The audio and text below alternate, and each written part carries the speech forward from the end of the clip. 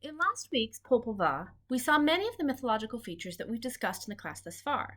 The text begins with a creation story, the gods coming together to create the world and mankind. As with the Roman creation story, there were several attempts before the gods were satisfied, and as with many others, there is one generation that was destroyed by flood. However, here, the survivors didn't continue on to populate the earth. They became instead monkeys, a reminder by deficit of what makes us human according to the Quiche Maya people: heart, spirit, and obedience to the gods. In the next section, we saw the defeat of Seven Macaw, who had grown too proud and claimed the works of the gods for himself, and we were introduced to our trickster twins, one of two sets who had had adventures both in our world and the world of the dead. In Book 3, we see their contest with the gods of the dead.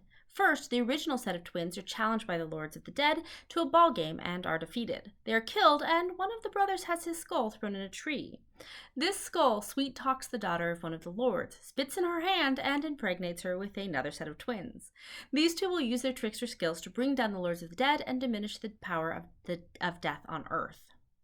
The final section returns to the story of creation of mankind, with the last, finally successful attempt to create humans.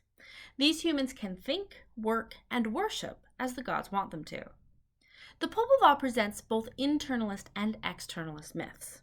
We see stories that explain how the world works. Macaw birds look like they do because of Seven Macaw's adventures.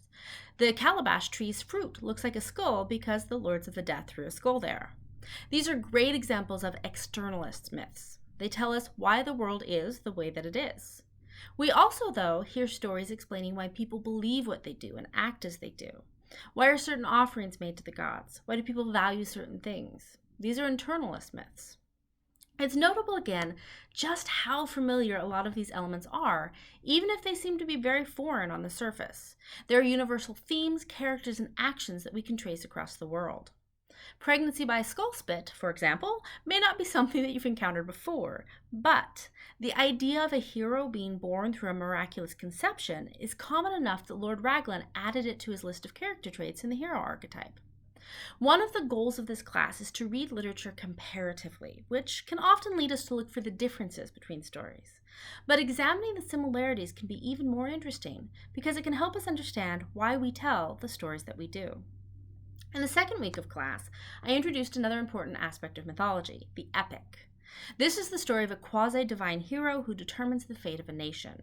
These stories tell us not just who we were, but who we want to be. It is the story of a people, but is an idealized version that reinforces the values and standards of a culture. Gilgamesh was our first example of this form as we saw the story of Uruk and its mythical king. This week we'll be examining another epic, this time from ancient India, the Ramayana. The Ramayana, or Story of Rama, is a lengthy poem attributed to the poet Valmiki. We know relatively little about him, but his epic is an ongoing standard in Indian writing and is considered the inaugural poem in Indian literature. It was originally written in Sanskrit around 550 BCE.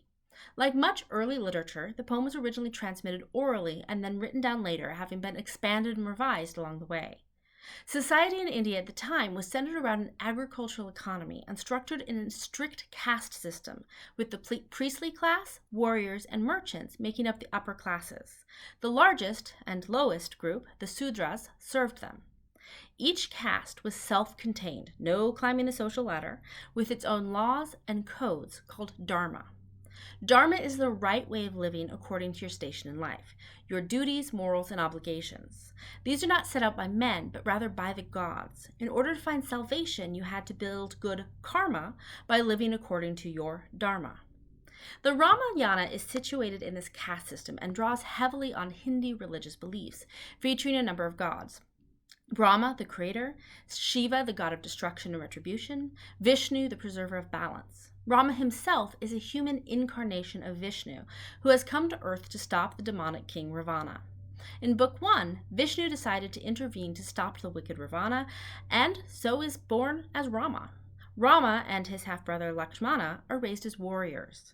Rama marries Sita, the foster daughter of a neighboring king, and the child of the earth goddess. Rama and Sita are both portrayed as ideals, perfectly living the dharma to which they have been born, even when it goes against their own personal happiness. Much of the tension of the Ramayana comes from this need balancing the requirements of the political caste system, the moral dictates of dharma, and the conflicts of the divine. It is a text that is important not just religiously, but also culturally. Even today, the Ramayana is hugely influential, having been translated and adapted into books, movies, and TV shows in India, China, and the Middle East. As you read, ask yourself what lessons are being taught here.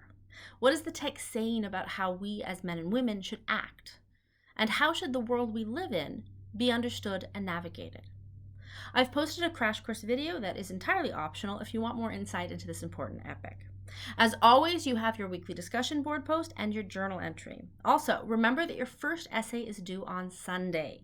This is worth 20% of your overall grade, so give it the time and attention that it deserves. Happy reading, and don't forget to ask questions if you have them.